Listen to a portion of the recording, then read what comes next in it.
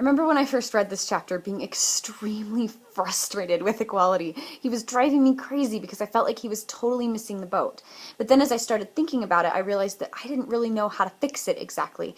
And it took me some time to get some ideas on how I would have done it differently than equality did, especially given his political background. So here are some questions for you to think about as you go into the discussion board response for this chapter.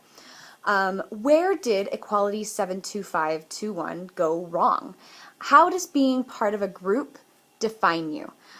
Think about some of the groups that you belong to. That it can include your community, your country, your family, your sports teams, your church, your friends, your extended family, your likes and dislikes. For example, would you consider yourself a Trekkie? You're part of that Trek group, or a Harry Potter fan, or a Twilight fan, or whatever other popular groups there might be, a Justin Bieber watcher, I don't know.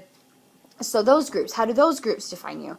How does being different from your group define you? So do you define yourself by kind of the haves and have-nots is how they often phrase it. I'm either part of this group or I'm not, or I'm part of this group but not part of that part of the group. And how do you keep from losing or letting both either your I'm trying to be different or your I'm trying to conform define you?